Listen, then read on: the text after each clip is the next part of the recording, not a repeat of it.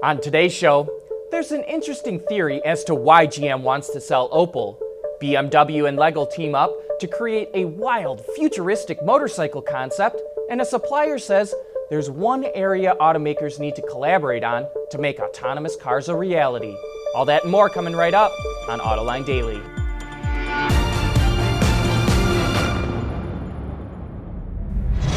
This is Autoline Daily, the show for enthusiasts of the automotive industry.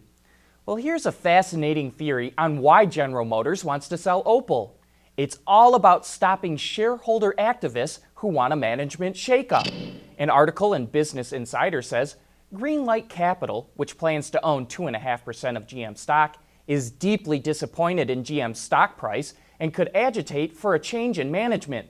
Since Mary Barra took over as CEO at GM, the stock has gone nowhere. It's trading today at the same price it did 3 years ago, while the S&P 500 stock index is up 27%. But this may be an unfair comparison. After all, you couldn't expect Barra to perform miracles overnight. So let's take a look at the past 12 months.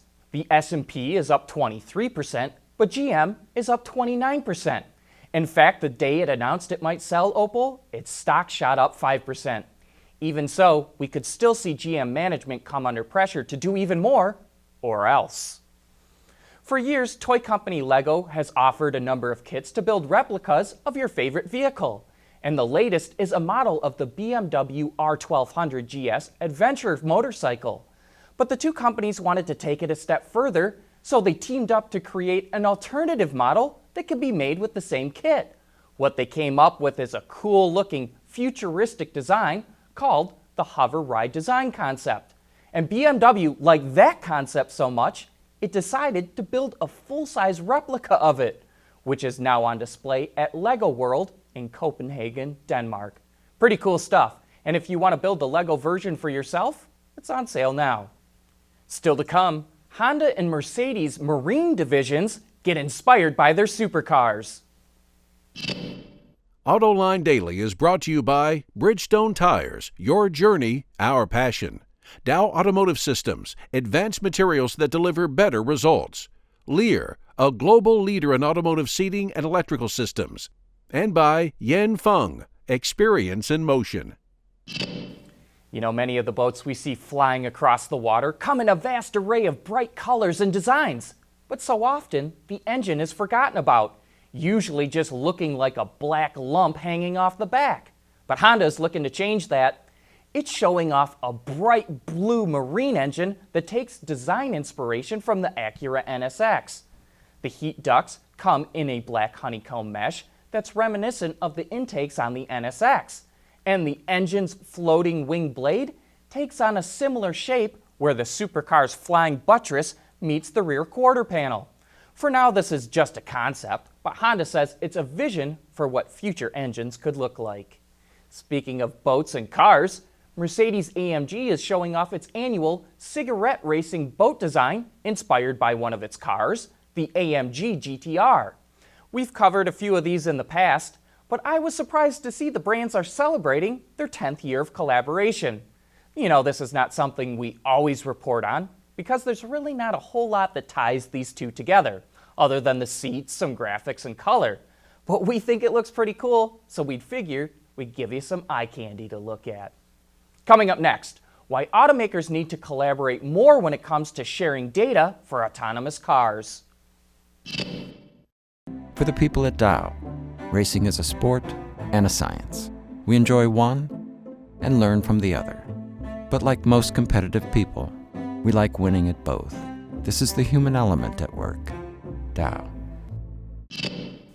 Autonomous and connected vehicles are going to create a massive amount of data, which will be perfect for big data analysis, meaning it could be worth a fortune.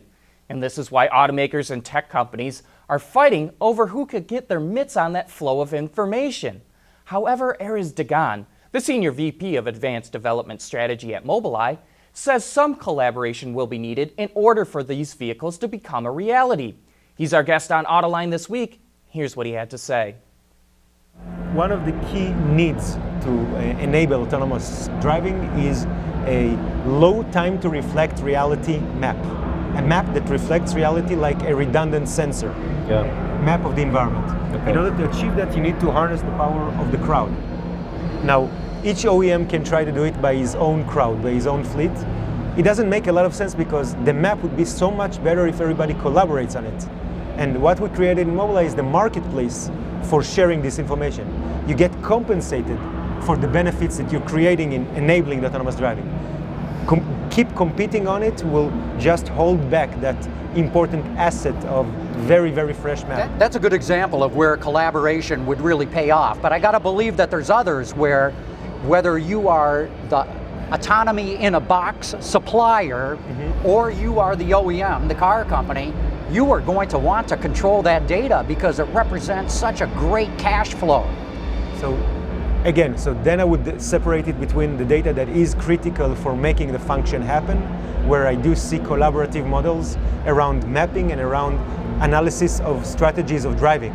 By the way, it also has social benefits attached to it. It's not just a nice to have or a differentiating feature. You're not going into an Airbus or a Jumbo because of a different flight experience. Yeah, no. You want to have a safe flight experience. Yeah. So we need to reach there together a by natural collaborating. monopoly. Yes. The data. So for data that is consumer related, I must admit that I have less to comment. It's not my territory, but I'm assuming that there is where you see the OEMs striving for the direct engagement with the customer, as opposed to today to be the owners of that customer interaction and enrich the experience through that. For more about the future outlook of automotive technology, you can watch that discussion right now on our website, autoline.tv, or you can find it on our YouTube channel. That's it for today. Thanks for watching. Have a great weekend, and we'll be right back here again on Monday with the latest news in the automotive industry.